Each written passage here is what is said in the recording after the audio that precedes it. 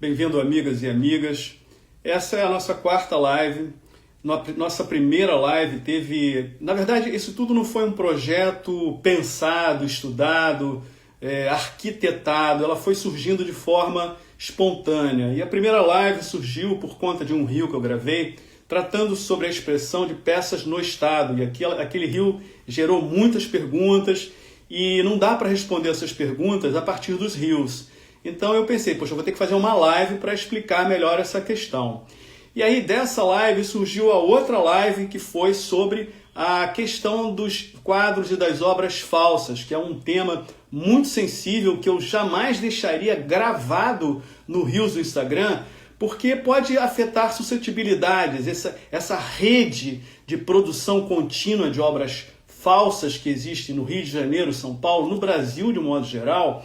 É uma rede que a gente não conhece bem as ramificações e o grau de periculosidade. Então, isso são assuntos que eu jamais deixaria gravado para qualquer um ficar replicando. Por isso, então, essa live que eu fiz sobre a identificação das obras falsas, como você perceber se uma obra é falsa ou não, os tipos de certificados que foram aceitos. Isso foi a segunda live que eu fiz e acho que ocorreu no dia 9 de março. E na semana passada eu fiz mais uma outra live falando do segundo problema que foi apontado pelas nossas pesquisas. Nós temos uma base de clientes com e-mails de quase 5 mil clientes, acho que 5 mil e poucos clientes, né? 5.100 e poucos clientes, que nós nos comunicamos com eles com frequência, não são os seguidores do Instagram e nem são os seguidores do Facebook. São clientes que já compraram nos nossos leilões, então nós temos permissão para mandar mensagens para eles por e-mail e passamos uma pesquisa, depois passamos uma outra e identificamos nessa segunda pesquisa que a segunda maior preocupação que o licitante tem em relação a participar de leilões de arte e antiguidade na modalidade online é se estão fazendo lances em cima dos seus lances. Ou seja, se alguém da própria casa, ou o próprio leiloeiro, ou o proprietário da peça que está em pregão, está lançando em cima dele. Você lança um e a pessoa vai lá e lança 2. Você lança 500, a pessoa vai e lança 550. E isso é uma competição, uma disputa desleal. Eu falei sobre esse assunto, falei longamente, falei depois também numa extensão que fiz da live no Zoom, que era uma ideia de ter um ambiente mais restrito ainda, onde eu pudesse falar de forma mais livre, porque aqui na live ela está aberta, eu não sei quem está entrando e não tenho controle sobre essas pessoas que estão entrando. Fazendo um Zoom, eu preciso do e-mail, eu preciso do telefone, então eu sei quem está entrando, eu sei para quem eu mando os links. Ah, Eduardo, mas por que tanto cuidado? Porque, como eu falei, existem suscetibilidades que podem ser atingidas. Existem colegas, entre aspas, de profissão, que sejam organizadores de leilões ou que sejam leiloeiros, que não se sintam confortáveis com o tipo de informação que eu estou revelando. Eduardo, mas por que você revela?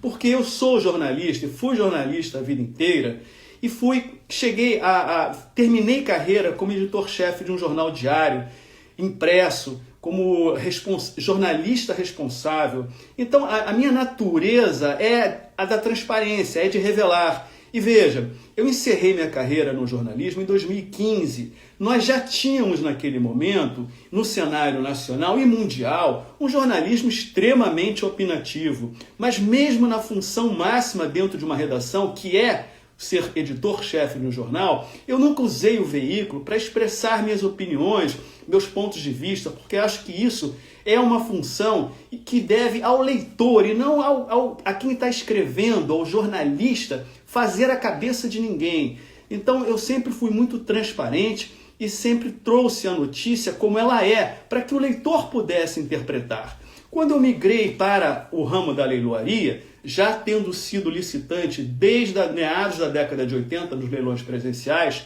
e depois, a partir de 2010, 2011, quando surgiram os leilões online, quando a BR surgiu, o Rogério colocou junto com alguns colegas a BR de pé e os leilões passaram a ser mistos, virtuais e presenciais, eu migrei para esse ambiente dos leilões virtuais na qualidade de comprador, de licitante e de comitente. E fiquei praticamente 10 anos nessa atividade, porque me aposentei do jornalismo em 2015 e passei a fazer da atividade de compra e venda de obras de arte minha principal atividade. Até o momento em que eu decidi me tornar leiloeiro e fui atrás desse sonho, que era um sonho de criança, inclusive. Existia uma aura em torno da leiloaria que hoje em dia, assim como no jornalismo, não existe mais. A leiloaria se transformou numa coisa muito diferente daquela que era no passado. Mas, de qualquer forma, me tornei leiloeiro e trouxe na minha bagagem, além do conhecimento sobre determinados aspectos das artes e das antiguidades, trouxe na minha bagagem esse viés, essa característica de dar transparência ao processo, coisa que como licitante eu não encontrava. Como licitante, eu ficava com muitos pontos de interrogação sobre o que estava acontecendo do outro lado da mesa. Ou seja, por parte de quem organizava os leilões e por parte de quem presidia os leilões. Você, licitante, fica sem saber uma série de coisas e não tem a quem perguntar. Então, no curso da minha prática como leiloeiro, já como leiloeiro a partir de 2020, eu comecei a receber várias perguntas. Eu comecei a perceber que existiam muitas dúvidas. E eu passei a tirar essas dúvidas e a responder essas perguntas por e-mail, por telefonema, por WhatsApp. Eu não sei se algum de vocês que está me assistindo, porque eu não tenho controle dessa ferramenta, eu não operacionalizo essa ferramenta de Instagram com maestria, então eu não sei quem está me assistindo, por exemplo, se são pessoas com as quais eu já falei ao telefone, provavelmente algumas sim. Provavelmente alguns eu já chamei para uma conversa telefônica. Para quê? Para explicar a dúvida. E às vezes essa explicação demora 1 hora. E para mim é um prazer, mas eu não posso fazer isso de forma constante o tempo inteiro. Então, por esse motivo, eu comecei a gravar os reels. E daí, dos reels, eu percebi que eu precisava ter um contato por mais tempo, mais alongado. E esse contato passou a se dar a partir da live. Depois da live, eu comecei a fazer o Zoom, fiz 2 vezes o Zoom, mas hoje eu interrompi o Zoom e muito provavelmente também quero comunicar a vocês que eu vou dar um tempo nas lives até a passagem da Páscoa, até a passagem do domingo da Páscoa, e devo recobrar no outro domingo após a Páscoa, porque nós temos uma vivência religiosa na Igreja Católica bastante intensa, e nós temos esse compromisso da missa de domingo, e a nossa missa, a nossa comunidade na igreja que frequentamos, que é a Santa Margarida Maria, aqui no bairro da Lagoa, no Rio de Janeiro, ela se dá às 7h30. Então eu passei a mudar os nossos horários da missa de domingo por conta das lives. Mas você vai dizer, mas Eduardo, por que você escolheu domingo essa hora? Eu escolhi domingo essa hora porque é justamente um horário que não tem leilão. Domingo é o único dia que não tem leilão. Tem leilão na segunda, terça, quarta, quinta, sexta, sábado, e domingo não tem. Então eu pensei, poxa, eu vou fazer live no domingo, porque pelo menos eu não tiro aqueles que são licitantes dos leilões que estão acontecendo, eu não tiro a atenção, eu não fico disputando, eu não roubo a atenção dos leilões que estão acontecendo. Daí eu imaginei fazê-las domingo. Então eu vou dar um tempo até o domingo de Páscoa, e no próximo domingo eu vou recobrar. Bom, outra coisa que eu queria falar também a vocês é o seguinte: não tem pegadinha aqui nas lives. Eu não vou terminar as lives e vou vender alguma coisa, porque isso não me passa pela cabeça. Já me sugeriram, Eduardo, faz um e-book, Eduardo, faz um curso. Já me ligaram pedindo mentoria, mas eu sou leiloeiro, eu não sou vendedor de curso. Se eu tiver que fazer um curso mais adiante, se eu entender que eu preciso fazer um curso, se me pedirem, eu até posso fazer. Mas eu já tenho minha semana tão tomada com aspectos ligados à leiloaria, eu sou tão realizado naquilo que faço, que eu não vejo necessidade, eu não vejo... Como é que eu vou tirar tempo para fazer um negócio desse? Então, não tem pegadinha. As lives eu estou fazendo para esclarecer. É uma conversa minha, direta com vocês. Bom, dito tudo isso, já tendo passado vários minutos, passados quase 10 minutos, as lives costumam demorar 20 minutos só, eu vou estender essa um pouco mais, eu queria revisitar o assunto que foi objeto da live da semana passada, que eu achei que ficou um pouco incompleto, que foi a questão de lances dados em cima dos seus lances. Antes disso, eu queria dizer que eu vou tentar responder algumas perguntas ao final da live. Sem terminar a live, eu vou tentar responder algumas perguntas, porque eu vinha fazendo isso no Zoom, Como hoje não vai ter Zoom, eu vou tentar responder. E para isso eu conto com a minha mulher, que está aqui comigo, ela vai me passar algumas perguntas. Então, se vocês tiverem algumas perguntas, vamos deixar para o final e eu vou tentar, não prometo que eu vou responder a todas, mas eu vou tentar responder algumas perguntas. Então, revisitando essa questão da será que lançam, será que não lançam em cima de mim, eu na semana passada eu disse lançam.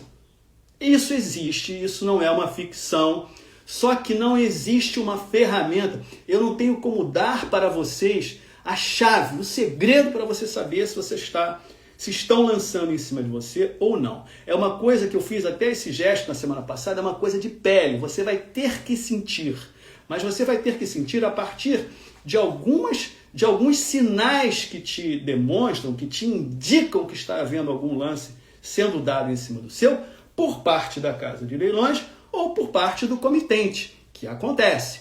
Então são coisas que realmente eu acho que essa é a segunda maior preocupação dos licitantes.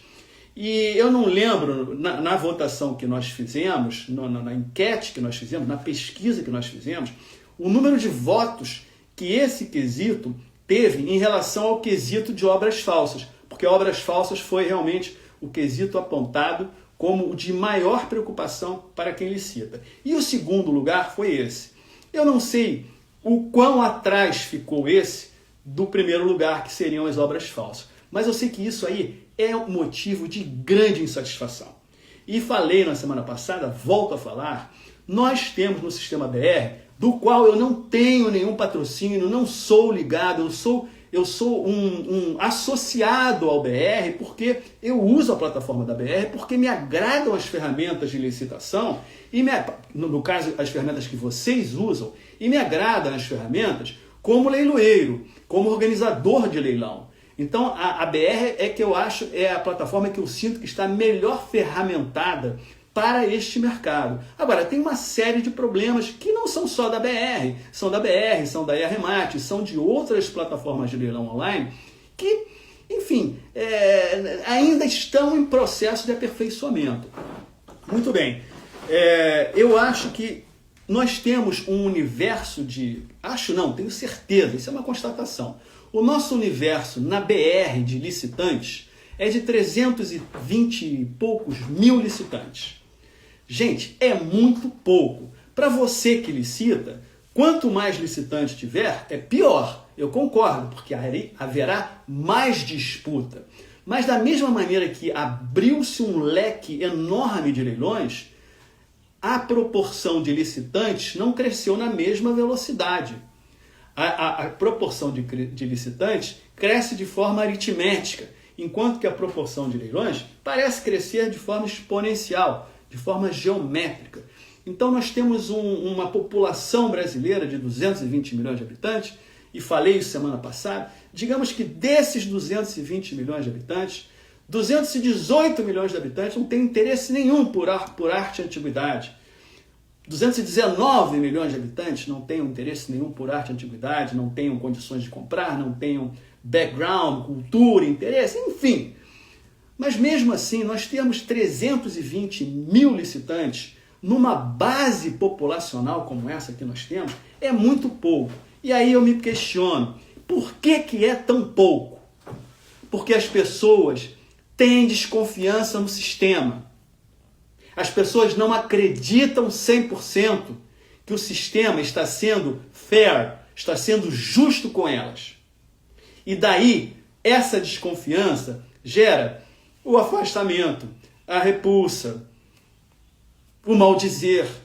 E eu não tiro a razão de quem pensa assim, porque existe e acontece sim a disputa desleal, o lance em cima. Bem, sobre isso, o que falei semana passada, quais são os sinais? Existe um falso sinal que muitos de vocês interpretam como sendo o sinal básico, primeiro, que é o seguinte: o lote vem a pregão sem lance. Ah, Eduardo, aí eu dei o meu lance, assim que eu dei o meu lance, pá, apareceu um lance em cima do meu. Poxa, é gente lançando em cima de mim. Não necessariamente. Já falei, e se eu estiver me repetindo, para quem assistiu a live semana passada, peço desculpas, mas eu vou falar novamente. A ferramenta, a plataforma nos dá uma ferramenta, dá a vocês uma ferramenta de favoritar determinados lotes, colocar em vigia e favoritar. Você às vezes crê que só você favoritou aquele lote, quando não, várias pessoas favoritaram o mesmo lote. E às vezes, por ser um lote de muito interesse ou um valor elevado, enfim, ninguém lança.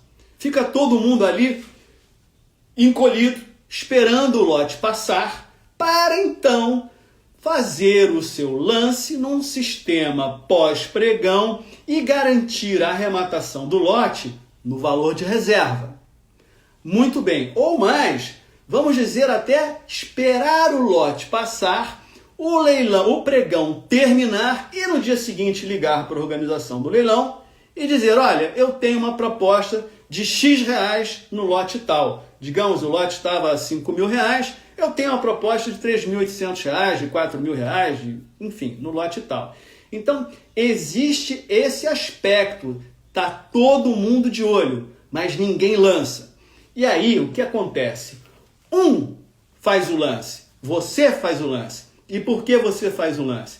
Porque talvez se você já tenha assistido os nossos rios e saiba que só o lance feito durante o pregão é que garante a arrematação. Lances feitos em sistema de pós-pregão podem ser aceitos ou não. O lance feito durante o pregão garante, obriga a arrematação, obriga o leiloeiro a entregar aquilo que foi arrematado, obriga o organizador do leilão a entregar aquilo que foi arrematado pelo valor de reserva. Já o lance feito em sistema pós-pregão não obriga. Pode ser aceito, como pode não ser aceito. Ah, Eduardo, não é justo, não interessa, é legal. E o que vale é o que é legal. Então, tem gente que fica na encolha e faz o lance no momento em que o lote vai passar, enfim, faz o lance porque quer garantir a arrematação. E aí o que acontece? Se vocês estão me acompanhando, você está olhando aquele lote, igual a você, mais 5. Um decidiu lançar e foi você. Você lançou. Os 5 estão olhando e falam, porra, o lote vai ser fechado. E vai e lança também. E você acha que foi a casa que lançou. Não necessariamente. Até pode acontecer, mas não necessariamente. Às vezes, um único lance dado desencadeia uma disputa ferrenha. Uma disputa que um lote de 1.000 vai a 10.000. Leilão é uma coisa doida, gente. E quem está dentro da coisa vê que é realmente uma coisa doida. Porque lida com a mentalidade, lida com emoções do ser humano, liga com aquele medo de perder a oportunidade. É o FOMO, que o pessoal da Bolsa diz, né? Fear of missing off, né? Medo de perder, né? Medo de perder uma oportunidade. Então, muitas vezes, quando é dado esse lance, e aí desencadeia um lance em cima, ou mesmo um lance em cima do seu, não necessariamente é a casa que está lançando. Eu sugiro, quando isso acontecer, faça um segundo lance. E se vier um lance subsequente, faça um terceiro.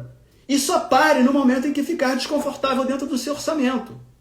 Porque não necessariamente a peça está sendo disputada com alguém da casa, tá? Mas, Eduardo, não acontece de ter alguém da casa disputando? Acontece. E aí, o que eu digo para você? Você quer muito lote? Vai até o teu limite. Mas não presuma que tem alguém lançando em cima de você. Pode ser outros licitantes lançando em cima de você, o que é natural, é a disputa. Então, para isso, a gente volta a um outro rio que eu tenho gravado, que é o seguinte: coloque um máximo no seu orçamento. Qual é o máximo que eu vou neste determinado lote? Ah, o lote está a 1.000, eu vou o máximo de 1.500. Vá aos 1.500 e pare. Não ultrapasse os 1.500. Porque você nunca vai ter condições de saber se aquele lote, naquele momento, se aquele lote é um lote que está sendo disputado com outro licitante, com a casa ou com o próprio proprietário do lote. Você não tem condições de saber. Borghetti, como é que eu sei que ele foi disputado por alguém da casa? Se você vê o mesmo lote voltando no leilão seguinte, ou daqui a 2 ou 3 leilões, pelo mesmo preço de reserva que ele estava nesse leilão que você licitou. Olha, eu vou até me dirigir à minha mulher, eu acho que tá um pouco complicado demais, eu estou talvez sofisticando demais o assunto, não sei, porque eu tenho controle de todo o processo na minha cabeça, mas talvez vocês não tenham e eu esteja falando rápido demais, mas eu vou tentar explicar o que eu acabei de dizer. Se o lote que você intui que lançaram em cima de você e o lote não foi fechado em cima para você porque você desistiu da disputa e você vê aquele lote voltando num leilão seguinte ou daqui a 2 leilões na mesma casa de leilões pelo mesmo valor de reserva deste leilão aqui que você estava licitando hoje que você deixou o lote para o outro, desconfie. Aí é um sinal quase que inequívoco de que a casa lançou em cima de você. Borghetti, por que a casa faz isso? Matéria de um outro rio que eu tenho gravado.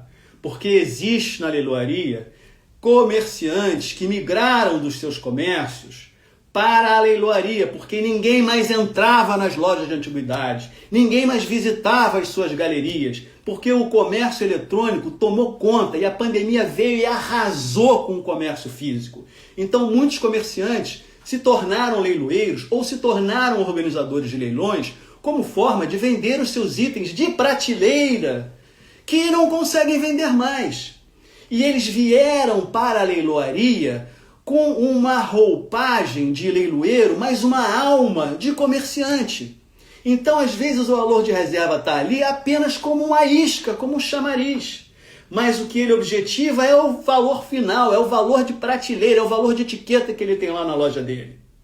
E a única maneira de você saber se quem disputou com você foi o próprio organizador do leilão, ou quem controla o leilão, o dono do leilão, que nem sempre é o leiloeiro, às vezes o leiloeiro está contratado e nem sabe de quem é o lote. Vai ficar sabendo só ali na hora, porque aparece na plataforma, tá? Mas você às vezes está disputando com o dono do lote, que quer fazer o valor chegar até o valor que ele tem na loja dele. E como é que você fica sabendo disso? Esse lote volta, e volta pelo mesmo preço. Estou me repetindo, é a terceira vez que eu estou falando isso hoje aqui nessa live. Ele volta pelo mesmo preço de reserva. Preço não, preço quem tem a loja. Ele volta pelo mesmo valor de reserva do leilão. O André Estrela disse que já viu o lote voltando umas 4 vezes. Não tenha dúvida, André, que esse lote foi disputado pela casa e ficou com a casa, tá? Não tenha dúvida. Então, muito bem. Agora, existe uma outra situação. Você disputou o lote com alguém que estava ali na casa, que você acha que é da casa, mas enfim, você disputou um lote, chegou um certo momento, você desistiu. E você vê o lote, o item, voltar no leilão seguinte. Só que, preste atenção no detalhe, ele volta pelo valor que ele foi arrematado, pelo valor da disputa, pelo valor do último lance. E o que isso significa? Muitas vezes significa que a pessoa que arrematou o lote se arrependeu da arrematação. Pagou pelo lote, cumpriu, adimplementou a obrigação, pagou, ligou para a organização do leilão e disse assim, olha, eu não quero ficar com esse lote, eu paguei, eu gostaria que ele voltasse no próximo leilão, mas eu não quero perder muito dinheiro e eu quero que ele volte pelo valor que eu paguei. Isso acontece, eu já fiz isso. Eu já licitei sem querer num item que eu não queria, meu telefone estava aberto, eu estava licitando, quando eu era licitante, não leiloeiro, eu estava licitando em outros lotes, meu telefone aberto, eu sem querer esbarrei na tecla lançar, lancei, comprei um item que não queria, nem fiquei sabendo. Quando me veio o relatório de compra, eu falei, mas eu não comprei isso. Aí fui ao leilão, disse, não, o senhor comprou, o seu lance foi dado na hora tal, tem tudo, na hora tal, minuto tal, segundo tal, papapá. Falei, realmente comprei. Olha, mas eu não queria comprar, eu esbarrei, vocês me desculpem, eu vou pagar, porque não adianta você pedir desculpa, dizer, eu lancei sem querer. Outras pessoas lançaram querendo, e você lançou sem querer e levou o lote, então você está obrigado a levar. Isso é matéria de um outro rio que eu também tenho gravado. Mas enfim, o que eu fiz? Eu paguei o lote, adimplementei a obrigação, limpei o meu nome na casa, evidentemente, que isso tem que ser feito a cada leilão que você participa, e pedir, olha, coloca o lote para venda pelo mesmo valor que eu paguei. Ah, mas o senhor vai ter que pagar comissão para casa. Eu falei, não tem problema, mas eu quero perder menos, eu não quero isso comigo, eu não tenho interesse nesse lote. Então, existe essa possibilidade. Recapitulando, se o lote volta pelo valor de reserva, esteja certo que foi a casa que lançou em cima de você. Se ele volta pelo valor que ele foi arrematado, não necessariamente. O arrematante pode ter escolhido deixar o lote lá para que o lote fosse novamente a pregão. Ou até mesmo o arrematante se deu conta que fez uma boa compra e ele entende que ele pode ganhar ainda com aquele lote se aquele lote permanecer no leilão e for visto novamente por outras pessoas. Então, esse primeiro sinal,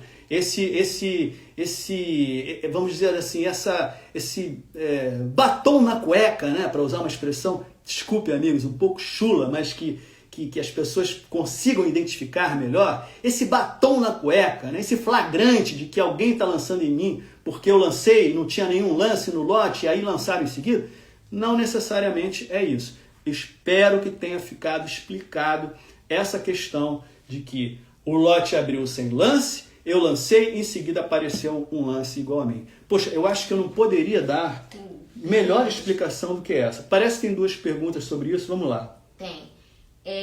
Bom, já vi item voltar no próximo leilão para receber lance e fechar. Eu estava esperando o lote 80, de repente voltou para o 30. O que é isso? Isso aí também não pode acontecer, tá? Isso eu acho que foi uma pergunta feita na semana passada. Às vezes o lote está sendo lançado e ele não é fechado. É isso que você está falando? Me responda se é sim. De quem é a pergunta? Retrolaria. Retrolaria. Me responda na retrolaria. Eu acho que eu lembro quem é a pessoa, mas agora eu não estou ligado ao nome, mas eu já falei com a retrolaria algumas vezes. Foi isso. O lote estava sendo licitado, teve um lance, 2 lances, e aí não teve a chamada do martelo. Dou-lhe 1, dou-lhe 2, dou-lhe 3, lote vendido. Que é isso? É isso, acabei de ver aqui. É evidente que o lote está sendo defendido, está sendo protegido. É evidente. Ah, André, isso está aí, André, isso mesmo. É evidente que o lote está sendo, que o lote está sendo defendido. Você não pode, você tem obrigação de fechar, o leiloeiro tem obrigação de fechar o lote com lances. Ele é obrigado por lei, gente. Vou falar de outra coisa, já falei acho que de 4 rios que eu já publiquei aqui, vou falar. Quem tem poder sobre o leilão, sobre o leiloeiro, não é a BR. Não adianta ligar para a BR. Não adianta mandar um e-mail para o contato BR. Não adianta xingar quem quer que seja. Porque a BR é uma mera plataforma. Ela não tem responsabilidade sobre os atos do leiloeiro e sobre os atos do organizador de leilão. Mas, Borghetti, quem é que tem? A junta comercial do estado em que o leilão está sendo realizado. A JUSESP, a JUSERJA, etc. Encaminhe uma reclamação para a junta comercial, coloque a matrícula do leiloeiro, cite o número do leilão e diga o que aconteceu. Eles é que podem tomar a providência. Eu acho que essa live aqui está sendo a melhor live de todas, tá? Não sei o que vocês acham, não sei quantas pessoas estão assistindo, gostaria que fossem muitas para não ter que me repetir, mas eu estou falando coisas que eu não falei nas outras lives, tá? Eu estou indo fundo, posso correr o risco de sofrer algum rebote por colegas. Por que eu digo colegas entre aspas? Porque eu não sou amigo dessa gente. Eu não me dou com esse tipo de gente, com esse tipo de leiloeiro, com esse tipo de organizador de leilão. Nós temos um grupo muito sério, muito fechado, muito coeso, e todo esse grupo não se dá com este outro grupo de pessoas que brincam de leiloaria e que usam a capa de leiloeiro para atingir as suas performances como comerciante. Qual é a outra pergunta? O Domingos Mazili, o leiloeiro sabe quantas pessoas favoritaram o lote? Sabe, Domingos, a gente sabe. Domingos é um querido amigo aqui da rede social, com o qual eu falo. É um artista, tem uma alma sensível, conhece a fundo diversos aspectos do mundo das artes e é uma pessoa que normalmente a gente troca muito, e já falei com o Domingos pelo telefone mais de uma vez. Domingos, a gente tem sim. A única coisa que a gente não sabe é se você coloca um lance automático, a gente não sabe até onde o seu lance vai. Tem pessoas, e também já foi... Olha, quinto assunto. Tem pessoas que pensam que nós sabemos qual é o limite do automático que ela colocou. A gente não tem condições de saber. O sistema não nos entrega e nem a BR tem. Tá? Isso é uma informação absolutamente fechada. Agora, eu sei quem favoritou. Eu sei quem está na vigia. Eu sei quantos tem na vigia. Tá? Então, por isso que isso me dá subsídio para dizer aquilo que eu falei.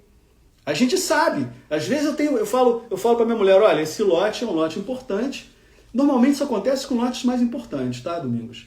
É um lote importante. Vou abrir o pregão sem um lance. Quantas vigias tem? Pô, tem 10 vigias. Tem 10 pessoas interessadas. É muito pouco provável que não ocorra um lance durante o tempo em que o lote está aberto. É muito pouco provável. Respondido? Alguma mais, meu bem? Tem 3, tá? A Van Andrade. Andrade.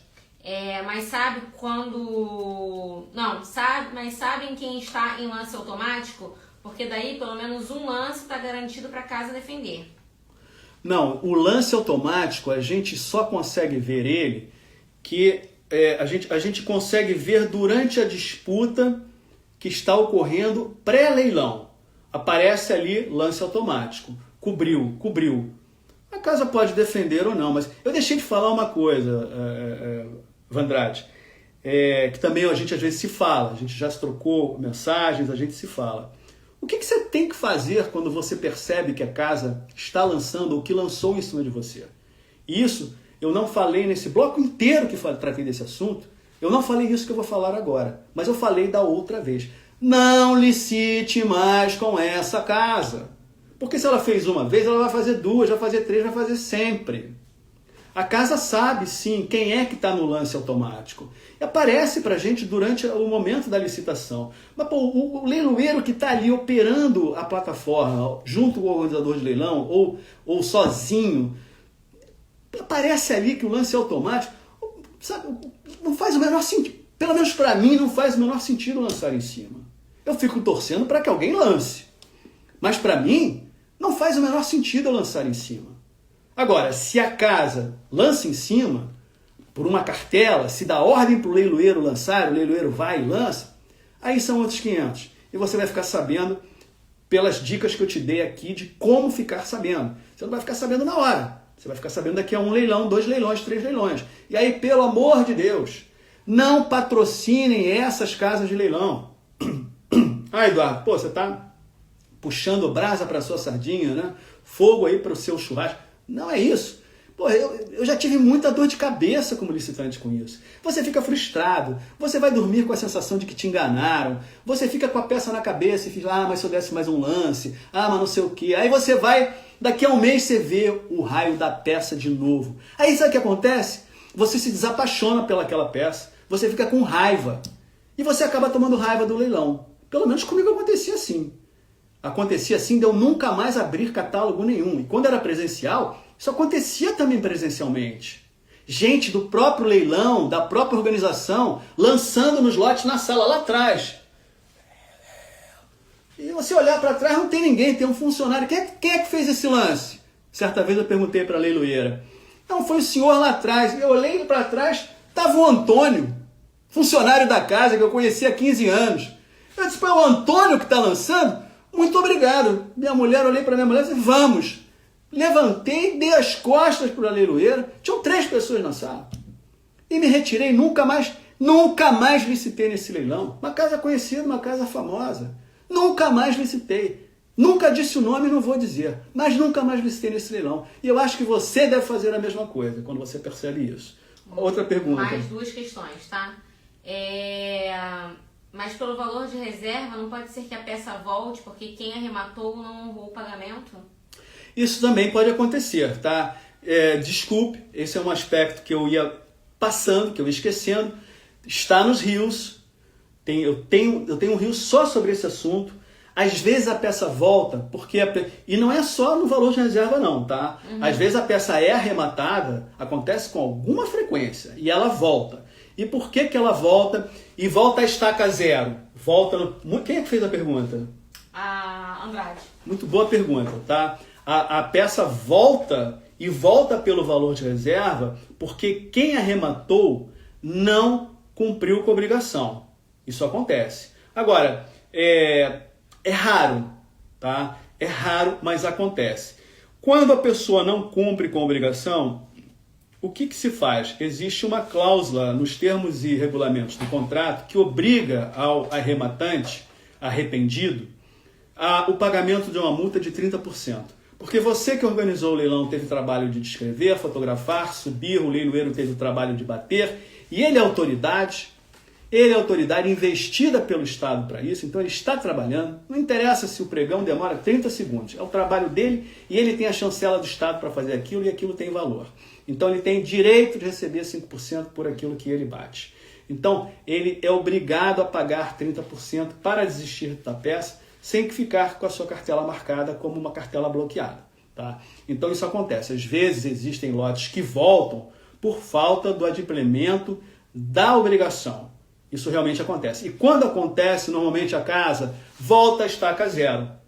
Quando acontece comigo, eu coloco na descrição um parêntese, um asterisco, uma nota dizendo lote retornado ao leilão por falta de cumprimento da obrigação contraída pelo arrematante no leilão passado. Porque aí quem está licitando e tem interesse, e novamente, gente, outra coisa também que eu já gravei um reel sobre isso, leia a descrição inteira, porque os avisos estão no final da descrição. Eu não vou colocar um aviso desses antes da descrição da peça, mas eu vou colocar esse aviso no final da descrição da peça, lá embaixo.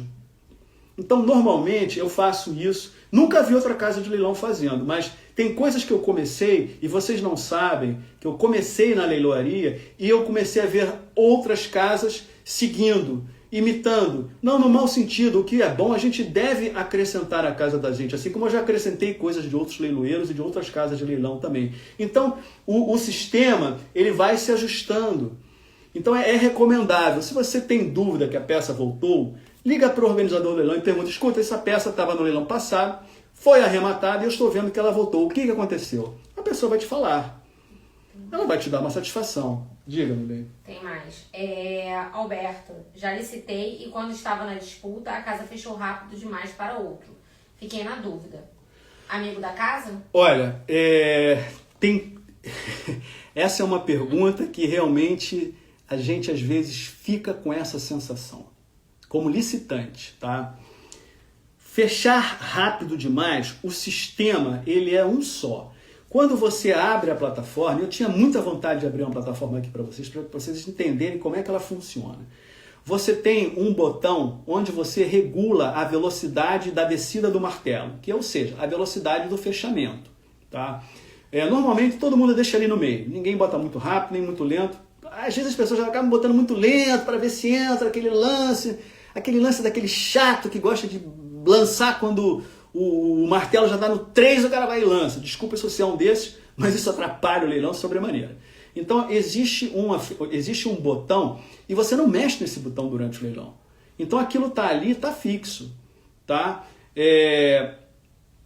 Quando você tem a sensação de que o lote foi fechado para em detrimento de você, essa sensação ela não é precisa, tá? Porque no momento em que o leiloeiro aperta o botão para fechar, o momento entre o qual ele aperta o botão para fechar e que o lote fecha vai ser o mesmo para você, o mesmo para o outro, o mesmo para o outro, o mesmo para o outro. Ele não fecha assim. É o mesmo lapso temporal para todo mundo, porque isso está no sistema. Agora, se a tua internet está lenta, se você está no Pará, o leilão é no Rio Grande do Sul, tem isso, tem um pequeno delay. Se você está ali, a tua máquina está muito cheia, a tua memória está muito cheia, a tua máquina está muito lenta, pode fazer às vezes com que um lote feche assim e você acha que foi o leilão, e não foi. Outra pessoa que esteja logada, que esteja licitando no leilão, vai ver direitinho o tempo. Dou-lhe uma, dou-lhe dois, lote fechando, lote vendido. E você não vai ver. Você vai ver que o negócio, fechou direto. Porque teve um delay entre a máquina que está, entre a plataforma, a máquina onde está hospedada a plataforma e a sua máquina. Então você tem que tomar muito cuidado com a tua conexão e com a qualidade da sua máquina. Se sua máquina é uma máquina antiga, você vai ter problema. O ideal é ter uma conexão de alta velocidade, que tua máquina seja uma máquina possível, preferencialmente mais nova, para não ter esse tipo de problema, tá? Não tem como fechar mais rápido para um do que para outro. O que que tem? Borghetti, eu vou estender essa pergunta, tá, Alberto? É outra pessoa com a qual também nós falamos, trocamos mensagem. O leiloeiro tem preferência? A casa tem preferência? Se eu dissesse que não, eu estaria mentindo? Por que que às vezes pode acontecer do leiloeiro ou da casa ter uma preferência? Deixa eu tentar explicar bem. Essa preferência, ela não tem como favorecer A ou B, porque esse momento de fechamento, esse lapso temporal do fechamento, é a máquina que determina. Não sou eu. Então, você percebe que o lote está sendo fechado para outro, faz o seu lance. Não espera. Faz o seu lance. Mas eu faço o meu lance e aí ninguém fecha o lote. Fica lá, até o outro cara, até a outra pessoa fazer o lance. E aí quando essa outra pessoa faz o lance, o leiloeiro vai lá e abre contagem. Não interessa. Isso pode acontecer. Eu vou te explicar por quê. Nós sabemos, por prática, que determinados licitantes... Olha aí, outro assunto de outro Rios que eu já gravei, tá? Você é licitante, arrematou, paga no dia seguinte. Por quê, Borghetti? Paga no dia seguinte. Porque o dono da peça viu que a peça vendeu, ele já te liga no dia seguinte, vendeu por tanto, quando é que você vai me pagar? Você fala, eu tenho que esperar a pessoa pagar. Tem gente que usa 30 dias, 40 dias para pagar. Se eu tenho um cliente que eu conheço, que paga rápido, que paga no dia seguinte, que manda retirar o lote 2 dias depois, e tem um que eu não conheço, ou que eu conheço, que é um cara que posterga, não paga, eu tenho que mandar 3 e-mails para ele pagar o raio. Qual dos dois você acha que eu vou tentar fechar? Mas isso não é justo. Mas acontece. Agora, essa minha tentativa, ou eu não vou tirar da primeira pessoa, essa tentativa do leiloeiro ou da casa de fechar para um em detrimento do outro, ela consegue acelerar a descida do martelo? Não consegue. Então qual é o teu papel? Lançar em seguida. O sujeito lançou e aí abriu a contagem em seguida. Lança. Lancei, agora os caras estão demorando. Deixa eu ser muito claro com vocês. Eu já fiz isso, mas eu não faço mais. Eu entro num sistema que é o seguinte. Tem gente, olha, eu estou me repetindo e agora a gente já está com 40 minutos de live, pelo amor de Deus. Eu estou me repetindo, mas é importante vocês saberem disso, tá? Eu tenho um sistema de licitação. Eu sei até onde o lote pode chegar, eu sei qual é o potencial do lote. Então, quando eu vejo que o lote já chegou a um valor de lance dentro daquele potencial, que eu sei que agrada ao comitente, que eu sei que o lote não vai andar mais que aquilo, eu passo a seguinte comunicação na tela. Vou entrar em modo fechamento. Não é isso que eu faço? O que é quem já listou comigo sabe. O que é o modo fechamento? Eu não quero saber quem vai vencer. Normalmente eu não quero mesmo, mas eu não fico esperando por aquele chato que espera até o martelo dar a terceira badalada a terceira pancada para dar um lance. Então o que eu faço? Vou entrar em modo fechamento. Você lançou, eu abro a contagem. O outro lançou, a contagem desarma automaticamente. Eu vou, abro a contagem de novo. Aí o outro lançou, desarmou a contagem, eu abro a contagem nova. Eu vou assim até fechar. E aí é para quem desistir, porque, meu Deus do céu, tem gente que acha que é técnica de licitação ferver com a paciência do outro. Isso não é técnica de licitação, isso é egoísmo. Porque você está licitando numa peça que é o lote, é o 34º lote de um catálogo de 126 lotes, e você está ali como o cara que está emperrando a fila, está todo mundo esperando ali o lotezinho dele chegar, e você está ali dando o seu lote no último momento para cansar quem, criatura? Para cansar a mim?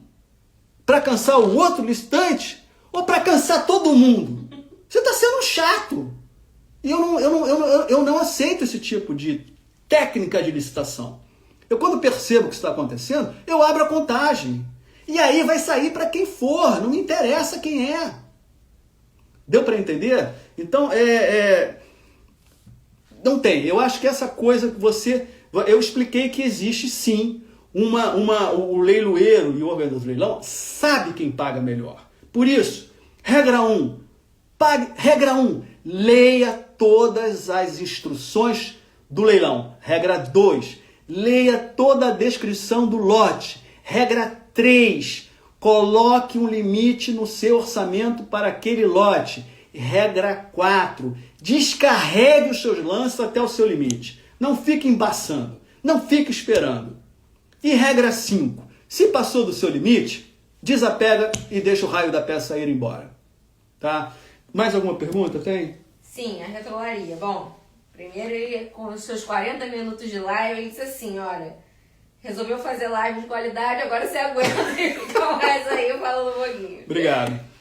E aí ele fez uma pergunta, se uma peça tem descrição genérica ou descrição mal feita, dando a entender que a peça é autêntica ou está em bom estado, daí chega a peça falsa ou em mau estado, eu posso devolver? Você tem que devolver.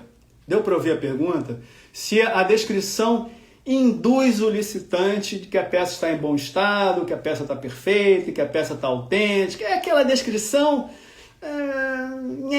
né? Aquela descrição mais ou menos, né? É uma descrição mais ou menos, né? E você acredita naquilo. E você arremata a peça chega, não é nada daquilo que estava descrito, ou pelo menos não é nada daquilo que você imaginou. Você tem o direito de devolver? Tem. Tem o direito. Você deve ligar assim que você abrir o seu pacote. Recebeu? Não faça nada antes disso. Eu vou almoçar, depois eu ligo. Não, liga na hora. Olha, recebi agora, chegou agora. Porque dentro dos correios também, pelos códigos de rastreio, a gente sabe qual é a hora que que o item foi entregue. Então, liga na hora. Eu acabei de receber, não tem nada a ver com o que foi descrito, a peça não é autêntica, a peça não está em bom estado.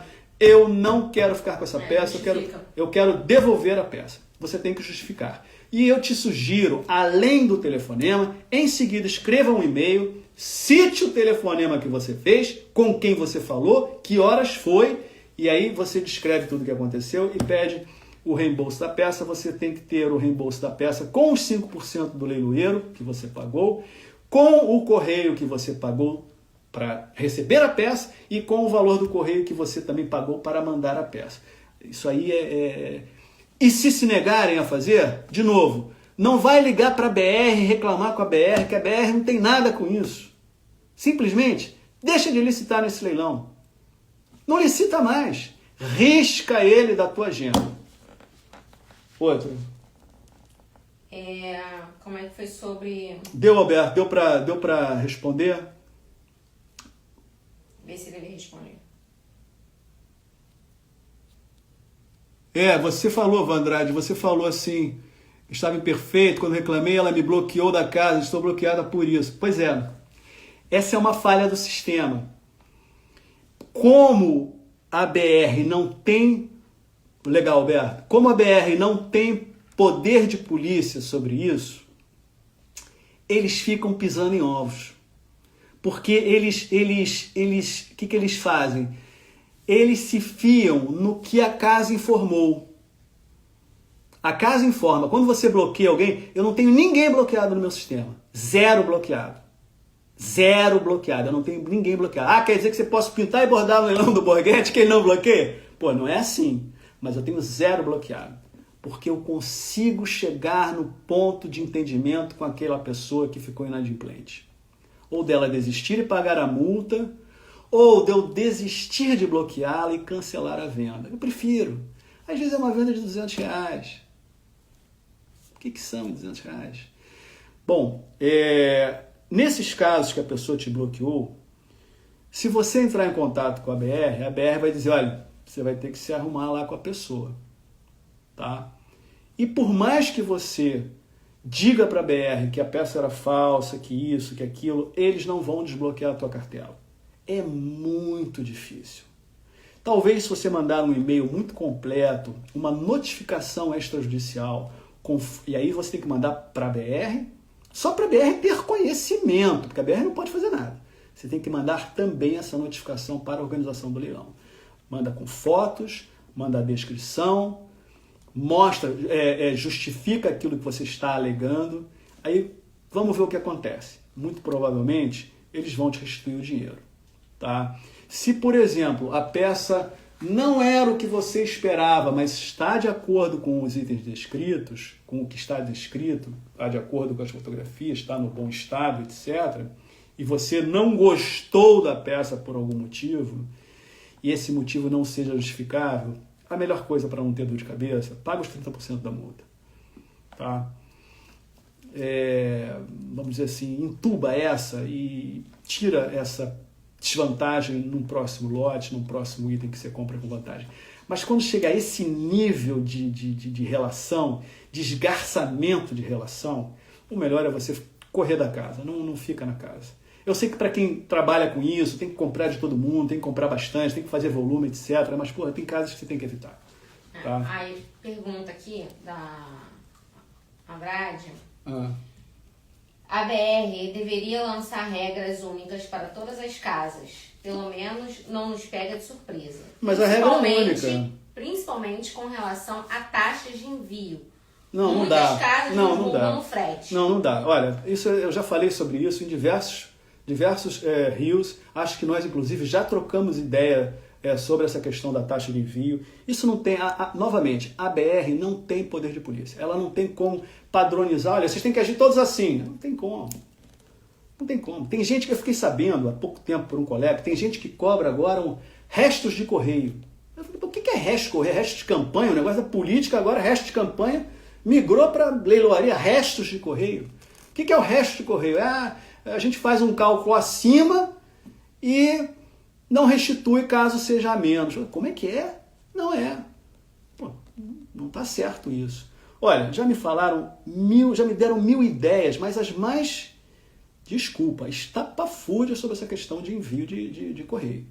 Você tem que no início já especificar quanto que é o envio. Como é que eu vou saber quem é que vai arrematar a peça? Quem arremata uma peça no meu leilão, que é aqui do Rio, e a pessoa é aqui do Rio, é um custo. Quem arremata, que a pessoa é lá do Pará, é outro custo. Como é que eu vou saber? Normalmente as pessoas arrematam mais de uma peça. Então eu vou dar o custo, eu vou colocar lá no catálogo, antes do leilão, olha, custo de envio desse lote, X, custo de envio Y. O cara vai comprar 3 lotes, e aí é uma embalagem só. Como é que vai fazer? O cara é lá não sei de onde. Como é que vai fazer? Não tem como. A melhor maneira de você fazer é você fazer, se você tem CNPJ, faça uma inscrição nos Correios e emita você mesmo a sua etiqueta. Peça a informação com a casa de leilões das medidas da embalagem, altura, comprimento, largura e peso, e aí com o seu CEP você faz o cálculo, você emite a etiqueta de remessa e você manda por PDF, por e-mail para a casa de leilões. Eles não podem te cobrar nada além. Agora, é um serviço de jantar com 60 peças, é um serviço de chá com 40 peças, e aí te dizem, olha, tem que botar isopor, por isso, por aquilo, barará, barará, a gente vai te cobrar um valor de embalagem, porque eu vou gastar aqui 10 metros lineares de plástico bolha, 3 metros de papelão corrugado, vai sair R$30, R$40 de material. Tudo bem? Pelo amor de Deus, tudo bem. Porque a gente não tem obrigação de embalar nada. A embalagem é uma cortesia. Borghetti, mas o comércio embala e não cobra nada. Gente, o comércio ganha 200% no mínimo sobre tudo aquilo que está sendo vendido para você. O item te custou R$100, custou 20 para o comércio. O cara que tinha que te lamber teu pé. Agora a gente recebe 25% bruto do que é vendido de um item que não é nosso, é de um terceiro que a gente tem que pagar. Aí desses 25% você tem que dar a comissão da BR, você tem todo o custo de publicidade, você tem todo o custo de trabalho, de ter confeccionado o catálogo, etc. Você tem custo dos seus funcionários, você também tem custo do seu aluguel, do depósito, da loja, do que quer que seja. Sabe quanto é que resta? Sobra entre 10% e 15%.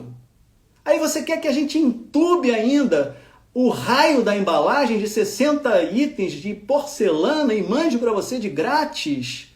Não dá, gente. Agora, tem que ser combinado. Não pode ser uma surpresa. Nem pode ser superfaturado. Então, em relação a envio, se você tem CNPJ, se inscreva nos Correios e passe a você mesmo a emitir a sua etiqueta. Se você não tem CNPJ, baixe a ferramenta dos Correios e você mesmo, com a informação do tamanho da embalagem que você arrematou do teu lote, você pede essa informação à organização do correio, do leilão, você preenche os campos ali na ferramenta que você baixou na tua máquina, fica ali um app, o app do correio. Você abre aquilo, você bota os dados, você bota o CEP do leilão, bota o teu CEP, bota as medidas, bota o peso e calcula. Então saiu R$32 a remessa. Se alguém está te cobrando R$62, pô, estão querendo ganhar com essas sobras de correio, a lá PC Farias, não sei se quem está aqui lembra do tesoureiro da campanha do Collor, né? As sobras de campanha, né? Pô, vai sobrar de correio R$30, isso é um absurdo. Mas tem gente que faz, tá? Tudo tem que aceitar, a etiqueta tem que aceitar. Taxa de quê? De 5% para todos. O que deveria ser taxa de 5% para todos? Taxa de leiloeiro? Não necessariamente. Discordo. Deixa eu te dizer, leiloeiro a gente ganha 5%. Vamos ver quanto é que a maioria dos lotes vendem por quanto? Os lotes nesses leilões, de modo geral, R$200, R$10. Um lote de R$500, uma disputa de R$500 já é uma disputa considerada boa. R$25. Não dá. Isso aí é cada junta comercial que decide e que autoriza. Isso aí é papel do Estado. É o Estado que tem que dizer, pode cobrar tanto ou não pode cobrar tanto. Taxa de leiloeiro porque os do Sul são mais bonitos? Eu não sei porque que eles... Eu não sei se lá eles são mais chiques. Eu não sei qual é o problema. Agora, vem cá, tá escrito lá, né? Se você entra no leilão e está escrito desde o início que a taxa de leiloeiro é 10%, você licita se quiser, você não é obrigada. Tá? Simples assim. Agora, eu acho, por exemplo, super pouco. Acho super pouco. Mas aqui no Rio, a junta comercial proíbe a gente de cobrar mais. Proíbe. E o sindicato não faz a menor força, ou não tem a menor força para modificar isso. Por quê? Porque tem essa ideia de que o leiloeiro está leiloando apartamentos, bens que vão a leilão por ordem judicial, então são R$500 mil, R$300 mil, 2 milhões, 4 milhões, 10 milhões, e aí 5% parece que é razoável e realmente é. Agora, nesse tipo de leilão que a gente faz, 5% é zero, 5% não é nada. Você vende R$100 mil para receber R$5 mil. É muito pouco. É realmente muito pouco. Quanto é que uma família normal gasta hoje em dia? Um leilão, gente, toma 1 mês de uma casa. É um leilão por mês. Pode pegar as grandes casas. Né? É um leilão por mês. Se você não faz o suficiente para pagar as suas despesas do mês, você fecha. Não tem condição. Bom... Só a última aqui. Petrolaria, é questão de semântica. Isso aí acho que foi falando das peças falsas, tá? É a questão de semântica. Peça assinada não é peça autêntica. Bom, peça assinada tem que ser autêntica. Ou não foi feito teste de uma luminária. Poxa, não podem colocar uma simples luminária na tomada para saber se funciona? Pode, né? Isso eu também acho. Luminária, não foi feito o teste. Sabe o que vale quando não é... Peça não testada? Por exemplo, já peguei home theater. Todo desmontado. Você acha que eu vou montar? Que eu vou mandar um funcionário meu ficar ali meia hora montando o raio do negócio, botando para montar um negócio, aí pega o DVD, bota o DVD para ver se funciona, liga numa TV para ver se funciona. A gente não faz isso. Agora, é uma televisão. Você vai lá, bota na tomada, fulano, tá funcionando? Tá. Tem o controle? Tem. Troca de canal aí para eu ver. Trocou. Funcionando. Mesmo assim, sem garantia de funcionamento. Tá? Sem garantia de funcionamento, você tem que botar, porque, tá funcionando, vai nos Correios, o negócio vai assim, né? Vai, chega lá, você estava dito que estava funcionando, chegou aqui, não funciona, aí você vai dizer, não, mas aqui estava. Sabe o que eu faço? Eu filmo ela funcionando. Eu filmo e coloco o filme para você ver que está funcionando. saiu daqui funcionando. Agora, eu não tenho responsabilidade sobre o que acontece nos Correios. Tá? Então, é um pouco isso também. Gente, já deu 1 hora que eu estou aqui com vocês. Estou muito feliz, foi super bacana. Tá? Todos os que me acompanham, com quem a gente bate papo, com quem a gente conversa. Para mim é uma enorme satisfação. A coisa que eu mais ganhei nessa atividade foi esse contato com licitantes, esse contato com outras pessoas, diferentes experiências. O jornalista, ele é, por essência, uma pessoa que sabe ouvir, que gosta de ouvir. Eu sou jornalista e sou leiloeiro. Eu me abandonei a profissão de jornalismo, me aposentei do jornalismo, mas isso é uma coisa que vem no sangue da gente. Então, você jornalista sempre, eu adoro ouvir vocês, adoro esclarecer, ouvir as reclamações. Valeu, André. Valeu também, Retrolaria. André, acho que é André também, né? Valeu, Van. E eu vou ver agora, vamos passar a Semana Santa e eu vou avisando pelos stories. Valeu, Rodrigo. Aprendendo muito com você. Valeu, Domingos, também bacana. A gente fica em contato, Domingos. Domingos é um cara que, quando eu escorrego, ele manda uma mensagem. Eduardo, achei desnecessário aquilo. Eu acho isso o máximo. Valeu, Domingos. Mas eu vou esperar, vou passar a Semana Santa. A gente tem realmente uma vivência católica muito legal. E assim que passar a Semana Santa, eu vou recobrar as lives, mas eu vou avisando nos stories e também, eventualmente, em algum rio ou outro, como é que a gente vai fazer isso, tá bom? Pessoal, olha, grande beijo para todo mundo, forte abraço, foi muito legal estar com vocês, não me arrependo nem um pouco de estar aqui revelando isso tudo e aguardo o nosso próximo encontro. Fui!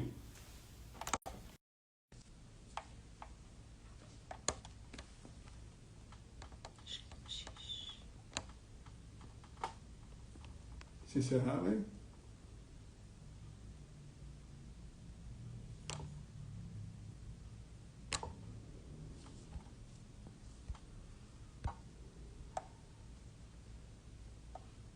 Sim.